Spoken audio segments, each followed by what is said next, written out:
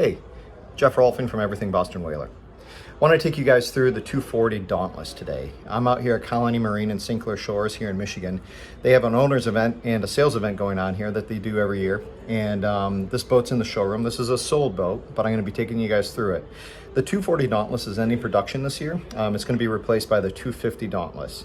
So I'm going to take a walk through the 240 Dauntless and talk a little bit about what makes the 250 and the 240 slightly different. I'll combine this with the 250 walkthrough that I did in Sarasota so you guys can see the side-by-sides. But this boat is going to be hitting the used market here pretty soon, and even though it's a late model boat, I still think the 240 Dauntless is a great boat. So I'm going to take you guys on another one-take walkthrough of the 240 Dauntless.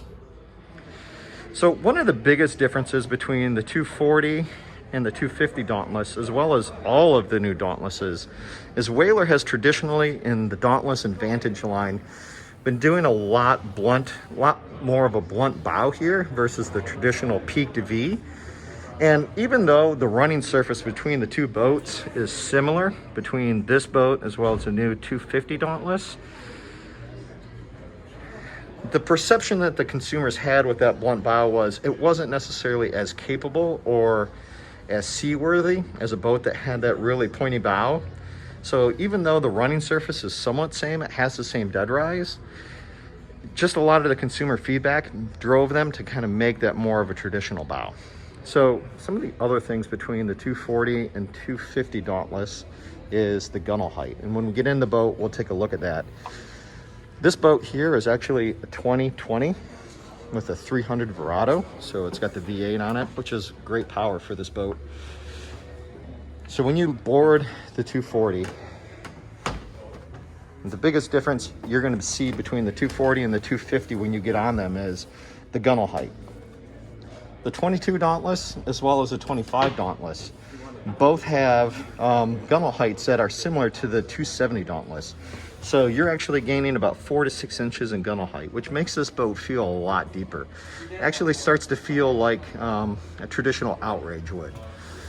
One of the biggest differences between the 240 and the 250 Dauntless is the bow area.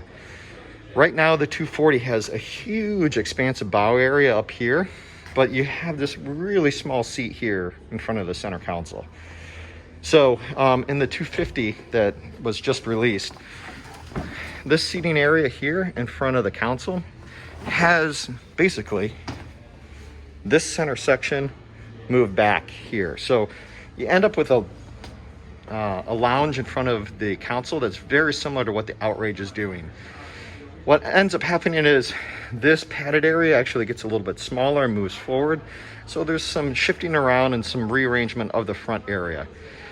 So I guess it really depends on what you use the bow area for, whether or not the 240 versus the 250 is the right boat for you. If you like to have people lounging in front of the console, the 250 is definitely going to do that. If you want to have more of an area up front here so you can have a large sun pad area with a whole bunch of people up front in the bow itself, the 240 is definitely going to be the boat for you. The overall helm layout is very similar. This RPS is actually the same RPS that they are currently going to be offering on the 250 as well as the 220. You do have the option on this RPS to have a cooler or a live well built in underneath, and you can also get the new upgraded leaning post. The overall helm area is similar in size. The layout is slightly different. You have some different amenities up top on the 250. The 250 does have a kind of a storage area here as well for phones and things like that, but the overall layout for flush mount electronics is similar in size. The helm feels about the same size as well as far as vertically when you stand at it. So there's not too much that's changed between the 250 and the 240 from the position of being at the helm. One of the other big areas of a change between the two is the stern area. So the 240 and the 250 both have a really expansive area here in the back. So you have the ability to stand up. You can cast from this deck. You can throw nets from this deck.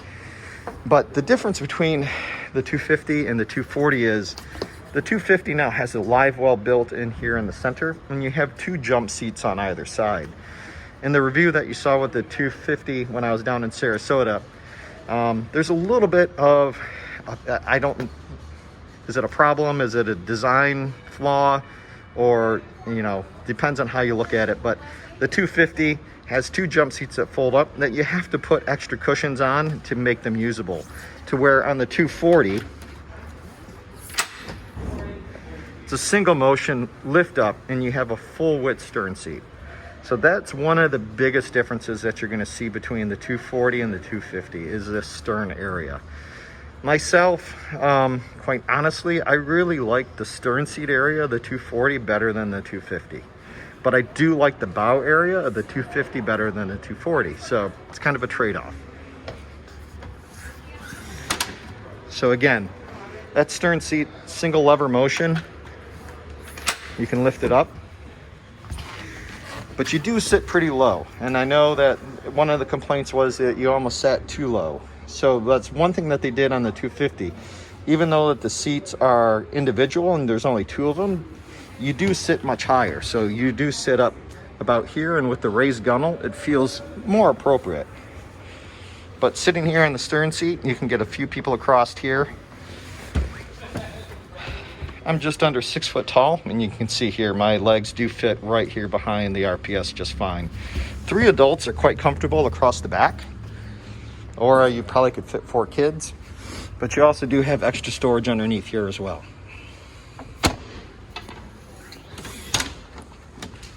So that closes up.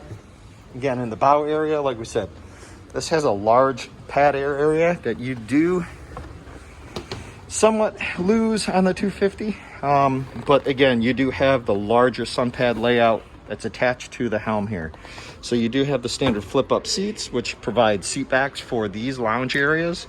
And you do have a full storage area underneath there. So overall, those are the major differences between the 240 as well as the 250. So like I said, there's probably going to be a number of 240s that are going to be coming onto the market here pretty soon. They're a great boat. Even though, you know, the 250's out, there are some improvements as far as the forward lounge. I do think the 240 is still going to be a great boat option that's going to be hitting the used boat market here pretty soon. So if you guys got any questions, feel free to leave it in the comments. And that's it. Appreciate you guys watching. Take care.